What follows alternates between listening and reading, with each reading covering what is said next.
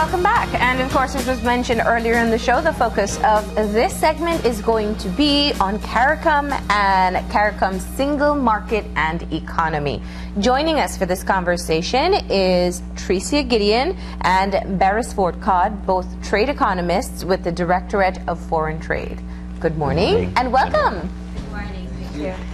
Now, I had mentioned earlier in the show that it's very interesting that we're returning to this topic because once upon a time on the show we spoke a lot about CSME, and it was really addressing some of the fears that people in Belize had about the possibility of having a single market and economy. So let's talk about what your individual roles are within the government to be able to talk about this issue. All right, well, I work on the Caricom desk as well as Barris. I'm the focal point for CSME. Okay. So all inquiries about CSME are directed towards me. We also are working at this time in ensuring that the 5 regimes or 5 areas under the regimes are working appropriately, and so we're trying to disseminate information about that at this moment. Now, CSME is something that they're having conversations about it, but it waxes and wanes in terms of the public perception. So let's revisit that and exactly what it means, the CSME itself, and what it holds in terms of potential for Belize. Well, let me quickly just give a background, and then Barris can explain the framework which is operating, where your benefits are. Yeah. So you have, way back after the Second World War, the need to group and to make sure that we come together as one. And so you had, from you moving from the Federation to CARIFTA, and then in '73 we established Caricom Community and Common Market, and in '74 Belize signed on. But what happened is that there was this need for further integration. So in '89, the heads of government, which are all the prime ministers in the region, said, let's get together and further this integration process. And so in 2001, the Treaty of Chaguaramas that we signed on to in '73 was revised to deepen this integration. And Belize was one of the first 6 countries to sign on to it in 2006, the revision. But what happened, like most things when we signed on to, we didn't understand the depth of work that would need to take place in order for this to work effectively and for Belize to partake effectively in it. So in 2006, Canada assisted us with funding, and they gave us money for the Caricom Trade and Competitiveness Project. And under that project, it was arranged into 3 components: Component 100, Component 200, and Component 300. So Component 100 was about, look, we realized Jamaica is doing this set of rules, Trinidad is going through this set of processes, and we can't have that. So we need to make sure everybody's doing the same procedures, have the same laws in place, and so ensure continuity and consistency. Then you have Component 200. So I'm an architect, and I want to go work in St. Lucia, but I realize when I reach St. Lucia, they don't recognize my qualifications. So we have to work on mutual recognition to ensure that our professionals can move and you recognize my credentials. Then Component 300 was about public awareness, which was information flows and looking at gender and the environment as well. So right now we're at Component 300, looking at public awareness, how to find new and creative ways to engage the public once more. And not only that, but to let the public know what are some exciting things they can get out of it, the benefits. And one of the themes is 13 countries, 1 market, endless opportunities. And we have to see, is it really working for Belize, and how can we ensure that it is? Now, one of the challenges has been able to flip the script of sorts, because often once we spoke about CSME, people began to think, oh my goodness, this means all the Jamaicans and Trinidadians and Bajans will come into Belize and take all our jobs and there'll be none left for us. Instead of seeing it the opposite light, that we do have access to all these islands as well. So let's talk about, Barris, what the benefits are for Belizeans under CSME. Well, under the revised treaty, they laid out 5 different regimes in which, countries could benefit from. One being the free movement of goods, which, in our opinion, and from more studies, have shown that to be the regime that Belizeans have been benefiting the most from. That is, our traders are sending, you know, shrimp, beans, corn, and we're even looking at chicken potentially for 2015. You know, trade from Belize to Caricom is somewhere about $90 million, which it's growing over the years. Surplus. And it's a surplus. And that's important to mention as well, that we're moving more goods into Caricom than what comes from Caricom to Belize. Also, there's the free movement of skills. These are categorized under 10 different categories, persons who are identified for certain qualities, which you have, for example, university graduates, nurses, you have teachers, you have media persons like yourselves, you know, artists, sports persons, and so on. These persons are allowed, based on certain qualifications, that they can move from country to country to perform service. There's also the free movement of services, where this is where you see a lot of the consultant movement happening across the region. Maybe William might be an expert in computer programming, and a company in St. Lucia wants, you know, a program design. William could then say, all right, let's go in with the contract, and you go in for your 6-month period, and you could go in and work.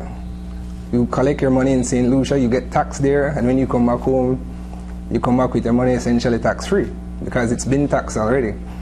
There's also the free movement of capital, which is still in the works. You know, there's still a lot of things to consider, given that there isn't a single currency in the region, there isn't a single central bank governing how money flows within the region. So that one is in the works. And finally, there is the right of establishment. Yeah, thank you. Right of establishment, which I think is something that a lot of Belizeans could capitalize on. Under this regime, Belizeans are allowed, and Caricom nationals are allowed, to move from country to establish businesses.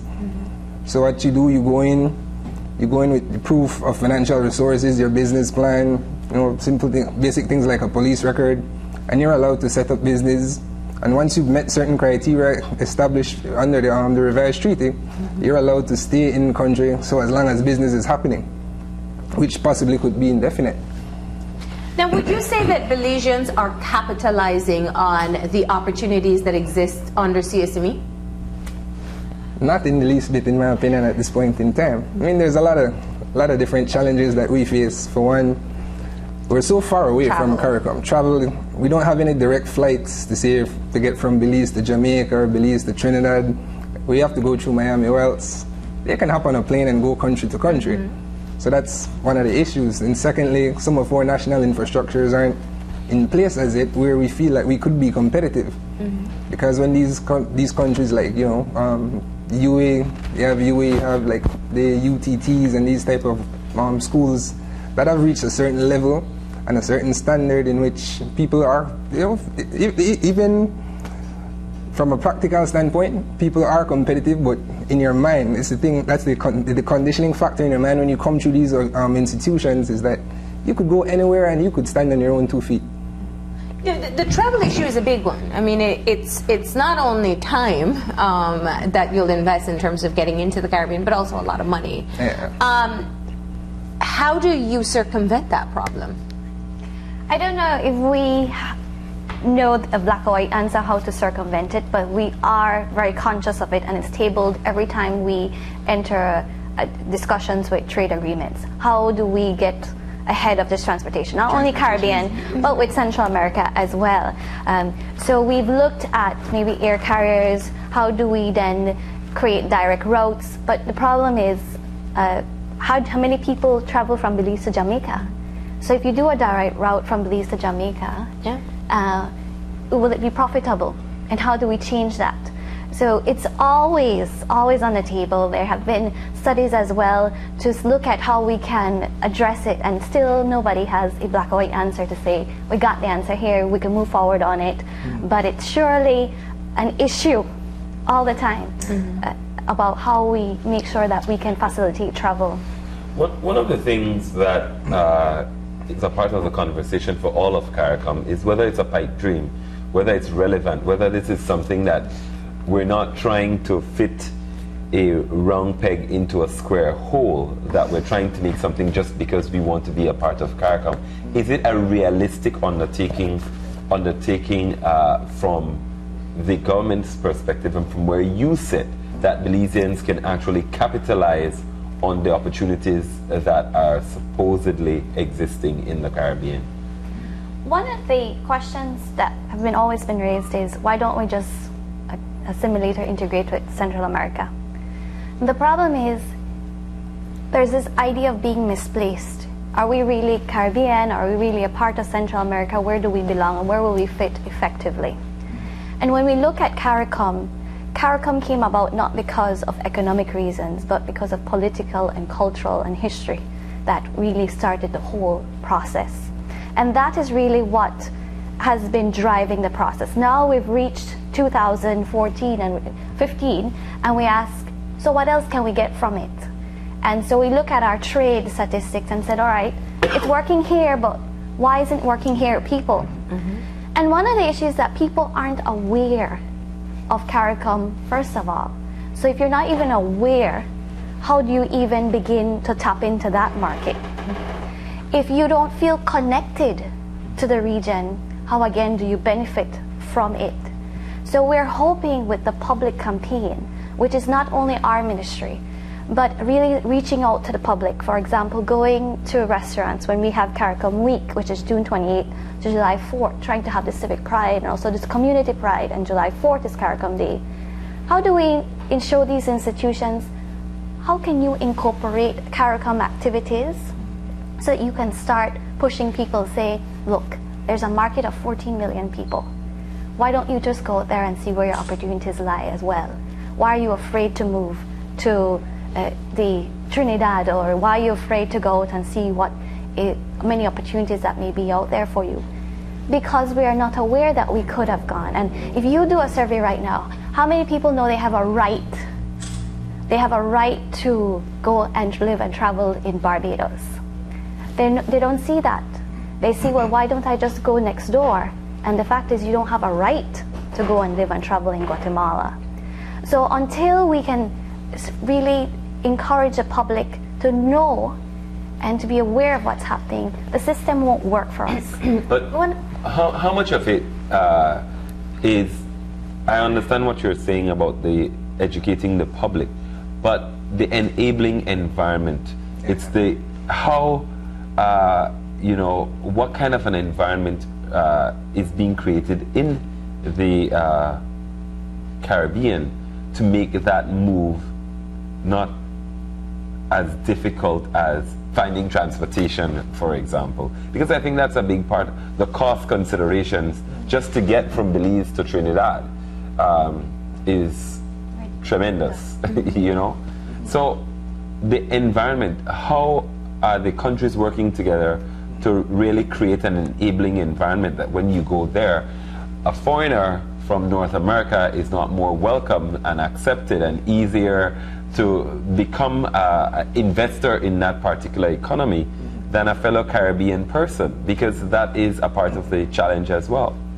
What if Varys would explain the idea of national treatment, because it's a key element when we're signing agreements.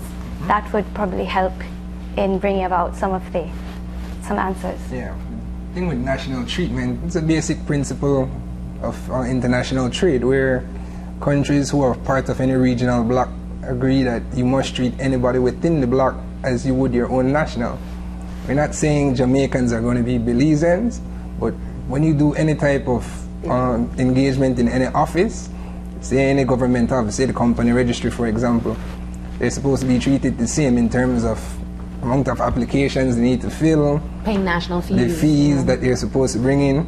So, and then apart from that, apart from just the fees itself, they're not supposed to deny them access from certain industries unless they're really characterized as, you know, maybe public utilities or something like that, where it only makes sense to have one national provider. But, you know, the whole thing with the national treatment is you're supposed to create that inviting and that enabling environment where you could move without as much hassle as it would be under any other normal circumstance. Now, it's interesting, and I want to pose this question to you in terms of how you plan to address this in your public education. Because Belizeans identify very much culturally with the Caribbean in many different ways. But in terms of exposure, Very few Belizeans outside of work travel really visit the rest of the Caribbean. Our media has very limited portrayal of what life is like in the rest of the Caribbean. And therefore the exposure that we have is primarily North America. I would assume that this is a part of the reason why the rollout of CSME has been so difficult. People have dreams of making it in America, but they don't have dreams of making it in the Caribbean. How do we move a nation that quite interestingly identifies itself as a part of the region, but doesn't really expose itself to it? One of the questions that brought up was, the Belizeans, do we take risk? And most of us don't. I'd prefer to go to Miami because I have family there. Why would I go to Trinidad? It'd be harder for me to start out. But I have support there, so we're aware of that. So how do you change a culture to encourage them to go out there and take risk and apply for that job that's you may not necessarily have looked at before, because you only look for jobs in the US. So we want to encourage people, look, it is difficult and sometimes it can be challenging, but we're doing a spokesperson's workshop next week, and we're highlighting people who are particularly participating in the system. So to tell people, look, I've been there, this is the process, this is how you can get it done. I encourage others to go out and dream big in a different setting, because we're not risk takers. We're aware that in certain settings only certain people know about the Caribbean, so we're doing a student exchange program. And it started in 2008 and it was a great success, funded by the European Development Fund, and we're doing it again this year. So we're taking about 20 students from University of Belize, Galen and University of UA. We're taking one lecturer and a Caricom Youth Ambassador as well along with that. And the idea is for them to visit the frontline CSME agencies, so customs, immigration, to see how they are operating in that country. And this year it's Grenada. And then these students will come to Belize and to understand how our systems work. They'll have to come back and do presentations to their school and to the media as well about their experience and how we can amend. There are many gaps in the system, and for me to come and say it's working perfectly is not true, but there are opportunities for you out there, and so we're encouraging people, go out, get your skills certificate and apply for jobs out there. They're great. So let's talk about the certification process, because a lot of people still aren't aware of whether they can do it here. They always think, well, I have to go there and then apply and do all of that. How does the certification process work? Or can I just add on to that? Why should you get certified? Well, the CSME isn't a right to citizenship. That's the first thing. It's a right to work. It's a right to move for economic benefit. So when you move as a skilled national to say, if William wants to take up a job at Jamaican Observer, sorry for picking on you there, William, but if you want to do that, you have to get your skills certificate, and that allows you to, that when you move to Jamaica, you have no problems in regularizing your status with the immigration department over there. It's to avoid those uncomfortable situations that when somebody can come in and then query, but how has this Belizean guy been here that long? Does he have a skills certificate? What is he doing here? So it's opening your market, but still keeping some regulatory control for your own immigration purposes. Because if you had opened it completely, any Tom, Dick, and Harry would be able to move. Yeah. But and you want to validate. You want to validate who you're bringing in. What skills people have. That's the thing. Yeah. But the process isn't without its own challenges for us, because, for one, people aren't aware. Of course, that's what we're doing here. But some of the criteria, like university graduates, this is the criteria this is the category that we've seen the most movement with. Like doctors, you've seen engineers moving across the region. But there are other categories, like the artisan category, sports person, but these still need a bit of work in terms of, forming associations, because when you move as a collective, it strengthens your voice. So essentially, the certification process is like the low-hanging fruit in this in the rollout, that you would want people to at least be ready if an opportunity presents itself. Exactly. And you simply go to the immigration department in Belmopan, You take your documents, which is your birth certificate, if you're married, a marriage certificate, your passport, your police record, 3 passport pictures.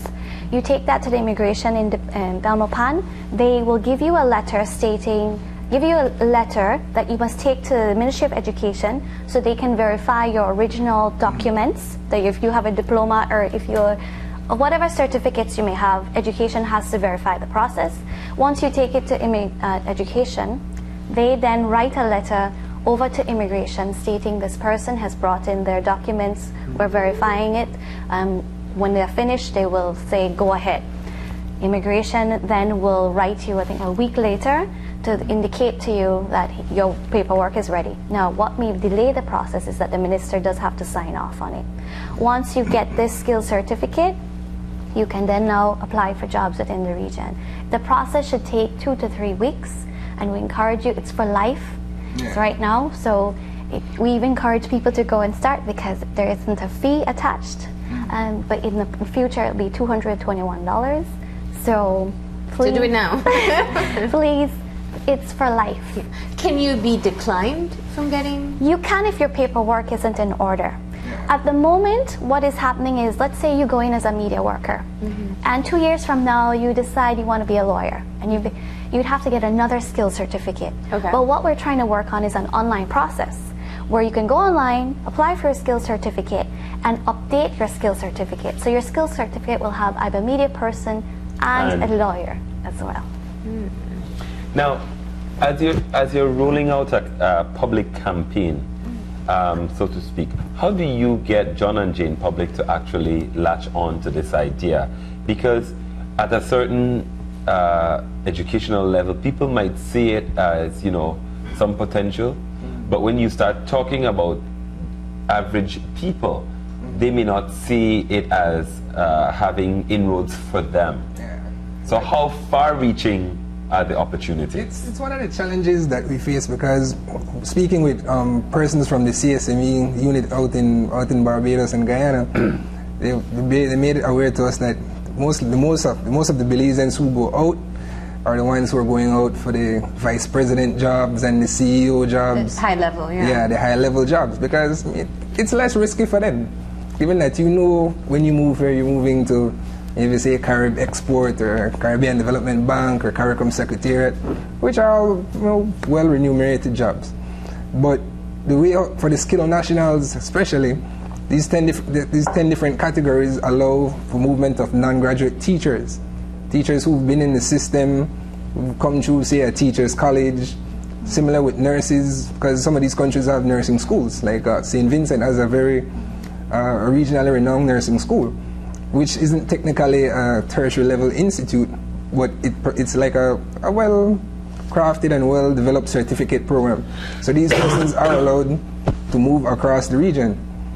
Sports persons, when you move together as a team, you could bring your physical therapist. There's a lot of different options and the available. service providers is a pretty wide range as well. There's a base cap that we know works along with service providers, but there are many different people who could fall under that category as well.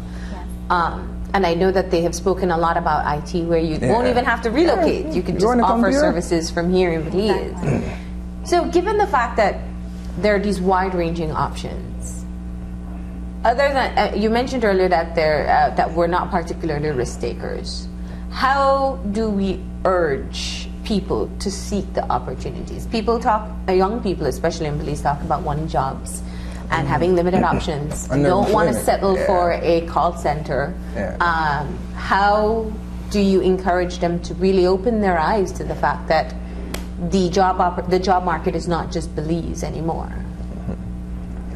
It takes creativity, I think. So this is why we're using our bunch of different mediums. We're trying to partner with Grace. So you might see us down the road at some point in time. We're trying to partner with different businesses like Bird's Eye, even the Wingstop in Belmopan.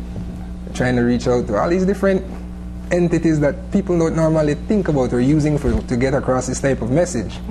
That options are out there, opportunities are out there, but it's up to us, and we continue to challenge people to challenge themselves. when you feel confident that you're at a certain level, you'll be less, averse to taking risks. You'll be willing to go out.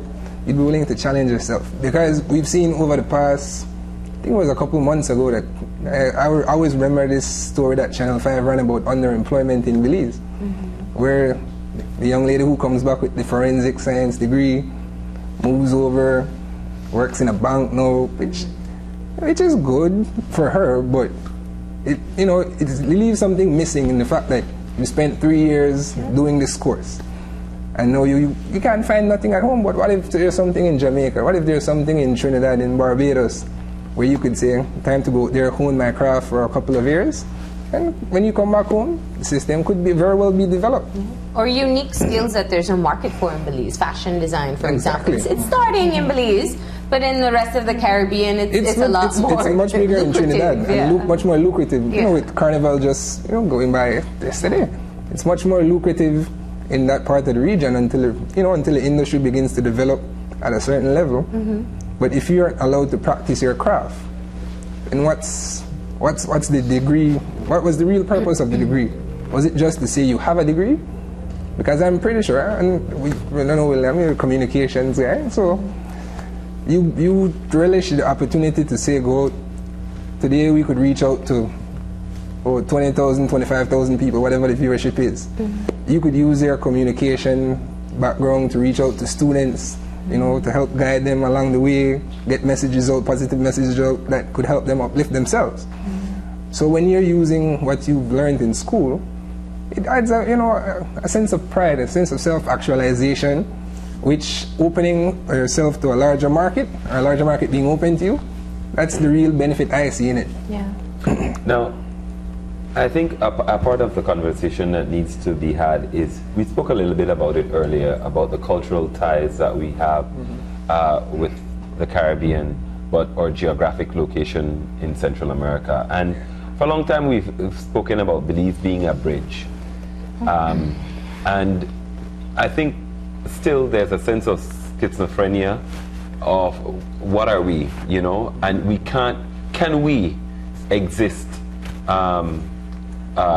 and benefit in terms of geography and living culturally with the Caribbean? How do we make a connection between the two and benefit? Because Beres spoke about the being creative, etc.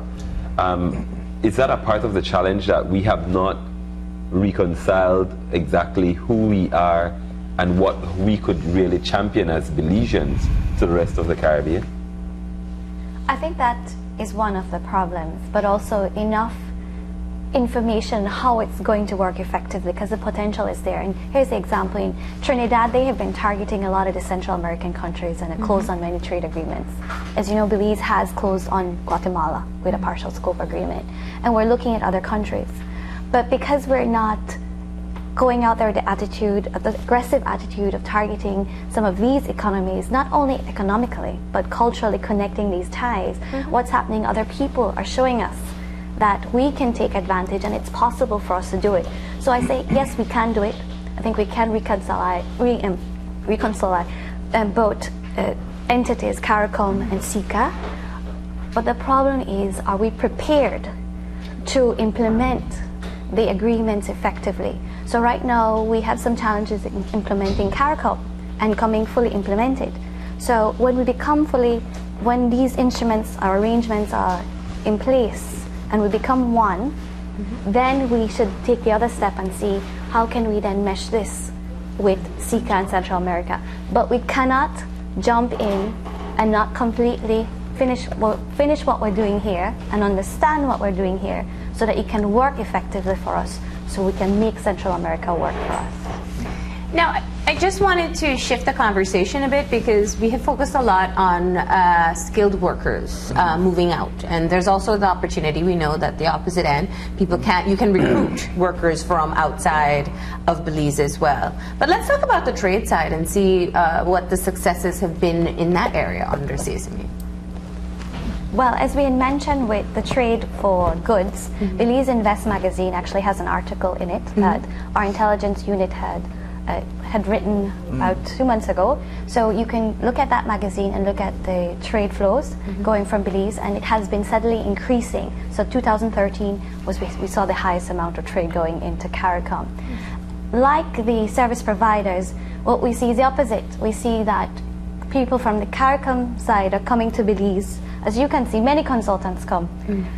I know very few, if any, consultants coming from Belize to the rest of the region. So that's slower on that part. Rights of establishment, we're not taking that up. But I think in the region overall, it's not something as prevalent, but it's getting there. But you know, we have When Chaka came in, that was a big scare to the local tourism industry, because it opened their eyes that, hey, we don't only have to compete with the guys in our country, but there are others out there who might have more financing behind them. That's the thing. So those regimes, and then you have capital. Well, that is our biggest challenge because we have a 2-to-1 exchange rate. It's pegged, and Barbados has it as well. We are not prepared at this time to relinquish that hold, but it's something we have to put back on the table. How are we going to ensure that it works? 2016 is supposed to be the single economy year. This year, the heads of government will meet again. There's a strong possibility it'll be pushed back. And there are certain institutional frameworks not in place to make sure that more Belizeans are tapping into, but goods is what is working for us right now the most. Skills is where we'd like to push people to get. We want to encourage service providers to go out there. Rights of establishment means we need more risk takers. The capital issue is still on the table and may remain there for a while. So what's the message, the substantive message that you want to leave people with in terms of CSME and Belize? The message that I would like from the Directorate is that as one, we're stronger. A single voice, a stronger voice in the global economy. And that there are more opportunities out there for you, and that you don't have to stay in Belize. And that you can get the exposure within the region as well, but you have to be ready to take that risk to go out there. So I'd like to say we are stronger together, and there are more opportunities out there. And how do you guys help to make this easier for people? Do they contact you if they're interested in skills certificate, or want to find out if they qualify before they even start the process? We are the Director of Foreign Trade is the entry point for all CSME issues. So even though immigration is the point you go to apply, you can contact us for any issues dealing with CSME, and we'll direct you to the person. So we have forms for the application that you can contact us and we'll give you. And we'll also give you the 10 categories that you can apply for under, and you qualify. So. And we didn't get a chance to say it, it's not just university level students, it's associate and undergrad and graduate. Once you have one of those degrees, you can apply for a skills certificate. Yes. All right. Excellent. Well, we want to thank you both for joining us this morning. Thank you. Thank you for having us. All right. We're going to go ahead and take a break, and when we come back, we'll be talking about heroes, patriots, and benefactors, and an upcoming exhibit, so stay tuned.